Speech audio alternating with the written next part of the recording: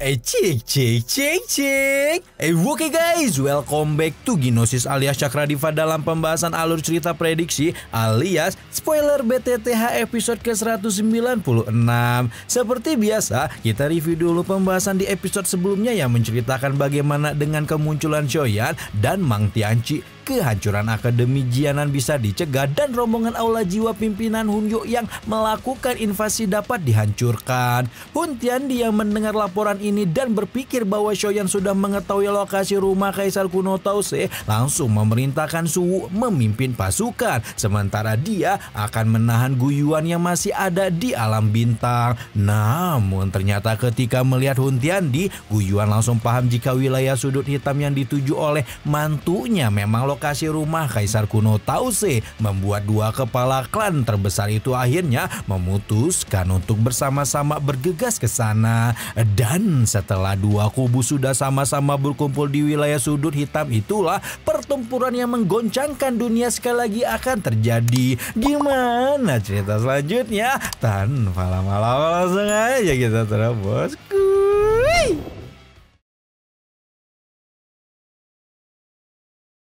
Setelah rombongan aliansi datang, Shoyan menjelaskan beberapa hal yang dia dapatkan dari ekspedisi dunia magma, termasuk juga keberadaan makhluk besar menakutkan yang menjaga reruntuhan peninggalan Kaisar kuno Tause, di mana kekuatan makhluk besar itu kemungkinan sebanding dengan Guyuan dan Hun Tiandi. Penjelasan Shoyan mau tidak mau membuat para petinggi aliansi sedikit gemetar, tidak terkecuali Guyuan karena seumur hidupnya kepala klan Gu itu belum pernah mendengar ada ras non manusia yang menjadi ahli kelas doseng bintang 9 tingkat lanjut. Dengan kondisi luar biasa semacam ini, Guyuan yakin jika penjaga rumah Kaisar kuno pasti merupakan eksistensi yang sudah ada di benua Doki jauh lebih lama, bahkan apabila dibandingkan dengan dirinya.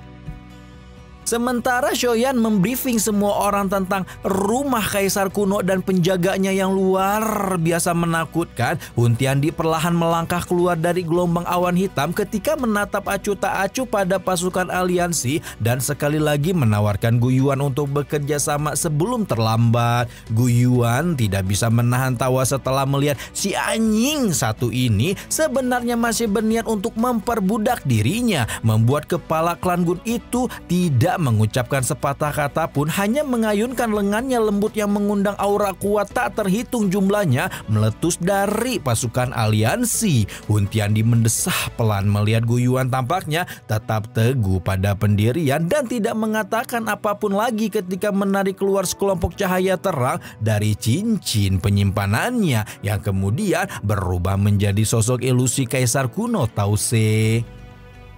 Begitu sosok ilusi Dodi terakhir di dunia itu terbentuk, energi dari seluruh dataran seperti dijungkir balikan, membuat Shoyan dan rombongan aliansi menunjukkan wajah muram ketika memikirkan betapa satu-satunya keberadaan yang bisa menunjukkan aura semenakutkan ini hanyalah seorang dewa. Hun Tiandi mengangkat giok Kaisar kuno Tause sebelum membanting telapak tangannya ke arah Akademi Jianan yang menyebabkan suara gemuruh memekakkan telinga saat bangunan akademi yang begitu megah diubah menjadi reruntuhan yang meledak ke segala arah dengan pilar magma. Magma dengan cepat melonjak keluar dari bawah tanah seperti gelombang merah cerah, membuat mata Guyuan bersinar saat berkata bahwa Hun Tiandi berencana untuk memanggil mansion Dewa Kuno dengan batu giok dan memerintahkan seluruh pasukan aliansi untuk menghentikannya. Di bawah perintah Guyuan, Lei Ying dan Yan Jin dan para pentolan aliansi segera meletuskan Doki di dalam tubuh mereka sebelum akhirnya ditembakkan ke arah klan Hun dari segala penjuru mata angin. Raungan keras juga terdengar dari rombongan klan Hun setelah melihat pasukan aliansi melancarkan serangan dan membentuk formasi yang kemudian berubah menjadi jaring rantai raksasa. Pilar cahaya Doki yang tak terhitung jumlahnya terus meledak di formasi rantai dan memancarkan gelombang tangisan sabetan sengsara yang tajam ketika kabut hitam di rantai rombongan klan Hun juga memucat dengan cepat. Melihat pertarungan yang mengerikan di langit Akademi Jianan, beberapa ahli dan faksi yang awalnya masih berada di wilayah sudut hitam mulai mundur dengan tergesa-gesa demi menyelamatkan nyawa mereka sendiri. Sementara pertarungan sudah mulai pecah, Hun Tiandi bersikap seperti tidak peduli dan menutup matanya ketika mengendalikan batu Gyo kuno untuk mencari keberadaan reruntuhan Dodi terakhir yang sudah dia idam-idamkan. Gu Yuan mendengus dingin saat melihat pemandangan ini dan bergegas keluar dari formasi rantai dengan ledakan tajam ketika berencana untuk segera memblokir Hun Tiandi. Namun belum sampai Gu Yuan tiba di tempat Hun Tiandi berada, api hitam melonjak di hadapannya ketika Su dan dua leluhur klan Hun memblokirnya dan berniat untuk menggantikan Hun Tiandi melawan kepala klan Gu tersebut. Dengan penglihatan Gu Yuan, dia secara alami menyadari bahwa kekuatan spiritual Su sudah berkembang ke tingkat D. Meskipun begitu, kepala klan Gu itu hanya tersenyum ketika berkata bahwa setelah memiliki kekuatan spiritual tingkat D dan melakukan strategi keroyokan, Su masih kurang cukup untuk memblokirnya. Tubuh Gu Yuan berkedip ketika muncul di depan kedua leluhur dan memaksa salah satunya meludahkan seteguk cairan merah segar ketika tubuhnya dihempaskan hanya dengan ledakan kekuatan Gu Yuan. Gu Yuan hendak membabat leluhur lain saat api hitam mulai menyelimuti dirinya dan mengeluarkan kekuatan hisap seolah ingin melahap semua doki di dalam tubuh sang kepala klan Gu. Namun apa yang dikatakan Gu Yuan memang bukanlah omong kosong, karena setelahnya sang kepala klan Hun melepaskan doki yang luas dan mengandung kekuatan spiritual menakutkan ketika menghancurkan api hitam hanya dalam satu kedipan mata. Sementara Gu Yuan terlibat pertarungan dengan Su dan dua leluhur, dua sosok tua juga muncul di depan Shoyan, di mana keduanya adalah leluhur yang tersisa tak terkecuali Hun Yuantian yang langsung meraung marah ketika meminta bocil FF1 ini untuk mengembalikan gerbang keheningan mautnya. Mata Hun Yuantian tajam saat menatap Shoyan dengan kebencian, karena kalau bukan disebabkan oleh kecerobohannya yang dimanfaatkan oleh pemuda tersebut, klan Hun tidak akan mendapatkan banyak kerugian pada pertempuran sebelumnya. Hal ini juga membuatnya mendapatkan teguran dari Hun Tiandi dan bisa saja dibuat pindah alam instan kalau bukan merupakan seorang veteran klan. Shoyan melirik dua leluhur bintang 8 doseng yang mencegatnya dengan ekspresi serius, di mana jumlah kekuatan ini sudah menunjukkan betapa klan Hun ingin menghabisinya. Meskipun begitu, Shoyan adalah bocil ajaib yang sudah doyan baku hantam sejak masih di dalam kandungan, dan sebagai ahli bintang 7 doseng dengan kekuatan spiritual tingkat D, tuan muda ketiga keluarga Xiao itu yakin bahwa mengalahkan dua bintang 8 doseng dengan kekuatannya sendiri bukanlah sebuah kemustahilan. Hun Yuantian tidak bisa menahan amarah di dalam hatinya ketika berteriak keras dan mengayunkan tangannya ke arah Shoyan. Angin kencang menembus ketika serangan dilancarkan, dan kalau orang-orang biasa yang mendapatkan serangan ini, mereka dapat mengendus aroma kematian yang menyebabkan kekuatan hidup secara bertahap menghilang. Namun Shoyan hanya tertawa dingin setelah melihat serangan Hun Yuantian sebelum menyapukan api teratai pemunihan iblis dari tubuhnya seperti badai ketika menerima serangan barbar Hun Yuantian dan memurnikannya hanya dalam sekejap mata. Hun Yuantian menjadi semakin marah ketika serangannya sama sekali tidak menimbulkan kerugian bagi Shoyan dan mengajak rekan sesama leluhurnya yaitu Hun Tiansheng untuk menyerang bocil FF ini bersama-sama. Hun Tiansheng mengangguk sebelum kemudian berkedip dan muncul di belakang Shoyan dengan jari dewa kematian yang ditekan ke arah Shoyan.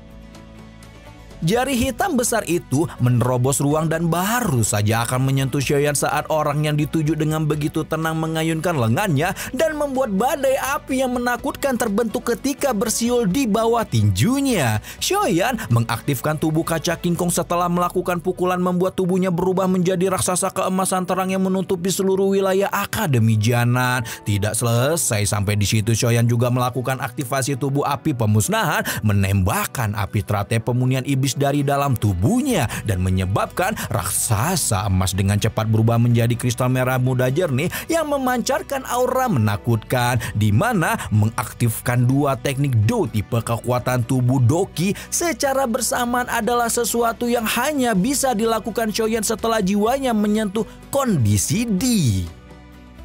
Shoyan mengayunkan tangannya ke arah Hun Yuantian dan mengaktifkan tiga teknik Do sekaligus, yaitu telapak tangan Huang Quan, jari Huang Quan, dan telapak tangan penciptaan agung. Tiga keterampilan Do yang dibentuk di bawah telapak tangan Shoyan hingga menimbulkan pusaran energi yang menakutkan sebelum kemudian dengan keras dihantamkan ke arah Hun Yuantian yang menyebabkan sang leluhur klan Hun menunjukkan ekspresi tertekan. Ketika itulah Hun Yuantian buru-buru melepaskan aura mematikan yang padat dari tubuhnya sebelum kemudian berubah menjadi kuburan hitam besar yang disebut sebagai makam kematian. Tiga keterampilan Do tipe serangan yang digabungkan dengan dua teknik Do tipe kekuatan tubuh turun dari langit ketika menabrak makam hitam besar dan menciptakan ledakan energi maha dahsyat yang menyebabkan ruang dalam jarak 10.000 kaki runtuh menjadi kehampaan. Dihadapkan pada ledakan liar dan ganas seperti ini,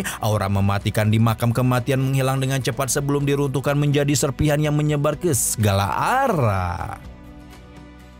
Shoyan baru saja akan terus mencecar Hun Yuantian dengan serangan tanpa henti ketika Hun Tiansheng muncul di belakangnya dengan tinju full power yang membuat Shoyan dikirim terbang mundur selusin langkah. Rasa manis keluar dari tenggorokan Shoyan ketika menerima serangan ini, di mana Hun Tiansheng tidak salah lagi lebih kuat dibanding Hun Yuantian, dan ketika menerima serangan dengan kekuatan penuh dari ahli semacam ini, bahkan seseorang seperti Shoyan pun akan merasa kesulitan. Hun Tiansheng menatap Shoyan dengan aura yang berfluktuasi secara intens sebelum mengakui jika dengan kekuatannya tidak mengherankan jika Shoyan akhirnya bisa merebut gerbang keheningan maut dari Hun Yuantian. Hun Yuantian berkedip dan muncul di samping Hun Sentian dengan wajah kesal ketika mengajak Hun Tiansheng untuk tidak membuang lebih banyak waktu dan segera menggeprek bocil FF1 ini.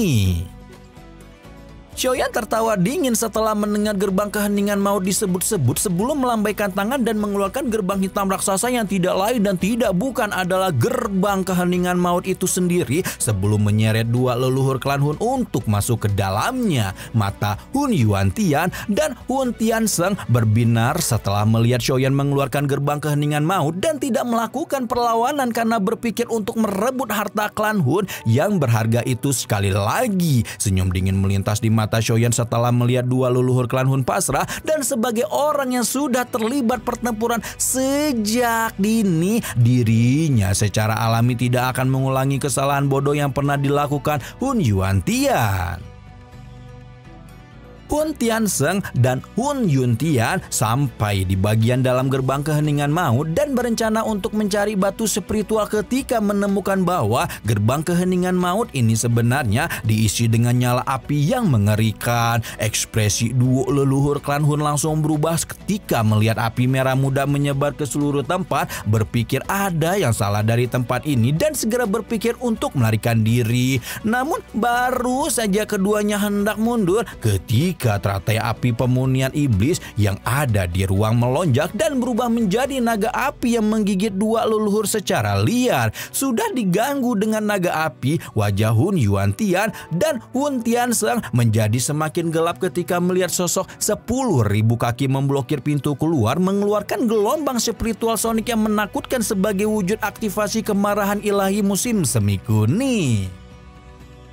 Tiga kemarahan ilahi Huang Quan dilepaskan secara berturut-turut dan menghadapi serangan yang begitu menakutkan seperti ini mau tidak mau menyebabkan dua leluhur klan Hun terbang mundur sejauh 10.000 kaki. Tawa dingin Shoyan bergemuruh di seluruh ruang ketika membentuk banyak teratai api amarah Buddha 6 warna yang menyebar ke segala arah. Jumlah ini menyebabkan ekspresi duo leluhur klan Hun berubah dan berpikir apa jadinya kalau benda-benda menakutkan itu meledak bersama di dalam ruang terbatas ini. Keduanya bertukar pandang dan mengatupkan gigi sebelum sekali lagi berubah menjadi dua sinar cahaya yang melesat menuju ke pintu keluar ketika memutuskan untuk menahan gempuran kemarahan ilahi Huang Quan. Namun sayangnya apapun yang diniatkan oleh dua leluhur klan Hun itu sudah terlambat dan Xiaoyan hanya melemparkan senyuman dingin ketika melemparkan 3 lagi teratai api pemusnahan yang langsung meledak dengan liar. Tidak hanya itu, Xiaoyan juga membantingkan tangannya ke arah pintu batu dan menyebabkan seluruh ruang dalam gerbang keheningan maut mulai runtuh. Kejotan dan sakit hati ekstrim muncul di wajah Hun Yuantian ketika melihat Xiaoyan membuat gerbang keheningan maut menghancurkan diri sendiri. Namun sebelum leluhur klan Hun itu sempat berpikir jauh lebih jauh, kekuatan destruktif yang tak terlukiskan sudah lebih dulu menyapu ke arahnya dengan gila seperti banjir. Sementara itu Xiaoyan yang sudah keluar menggantung di langit ketika melihat gerbang keheningan maut hancur, berpikir jika dua leluhur klan Hun itu pasti akan terluka parah kalaupun tidak mati karena ledakan. Xiaoyan baru saja tertawa puas ketika melihat kehancuran dua leluhur klan Hun sebelum merasakan hatinya bergetar ketika buru-buru berbalik melihat lautan magma di bawah menara pemunian Qi dan melihat pusaran yang sangat besar telah muncul di permukaan lautan magma tersebut. Sementara pusaran air terus memenuhi permukaan lautan magma, tampak kelompok 3 orang suhu juga dibuat babak belur yang membuat api surgawi peringkat kedua itu menunjukkan ketidakpuasan karena masih belum dapat melawan Gu Yuan meskipun jiwanya telah maju ke kondisi D. Gu Yuan juga menunjukkan rasa dingin di wajahnya ketika melihat kekalahan Su, namun tidak puas sama sekali karena ketiganya berhasil menahannya. Sementara Hun Tiandi telah menyelesaikan pemanggilan rumah Kaisar Kuno Tause yang membuat gelombang dunia melonjak. Hun Tiandi tertawa terbahak-bahak ketika melihat Gu Yuan berusaha menyerangnya sebelum mengatakan bahwa upaya kepala klan Gu itu sia-sia dan sekarang mereka hanya tinggal menunggu sampai rumah Kaisar Kuno Tause muncul. Tepat setelah Hun Tiandi menyelesaikan kata-katanya, pusaran air di lautan magma membesar 10 kali lipat sebelum kemudian tiang api magma setinggi 10.000 kaki menyembur keluar dan melepaskan panas ekstrim ke segala arah. Kegembiraan liar melonjak di wajah Hun Tiandi ketika melihat tiang api yang diikuti dengan kemunculan sebuah pintu batu kuno yang mengeluarkan aura agung hingga membuat bahkan orang-orang seperti Gu Yuan dan Hun Tiandi merasakan jiwa mereka bergetar. Mata Hun Tiandi mengeluarkan sinar yang lebih menakutkan lagi ketika melihat 3 kata bertuliskan Rumah Dewa Kuno di permukaan pintu sebelum menggaungkan tawa liar seperti guntur yang bergema ke seluruh langit Akademi Jianan. Hun Tiandi tampak bersuka cita melihat pemandangan rumah dewa kuno ini dan mengeluarkan tawa dingin ketika melihat Gu Yuan masih berusaha untuk merebut giok kuno di tangannya. Niat membunuh melonjak di mata Hun Tiandi saat melihat Gu Yuan terus mengganggunya karena kekuatan mereka memang sepadan. Hun Tiandi tidak akan bisa mengalihkan perhatian kalau kepala klan Gu itu terus mengganggunya.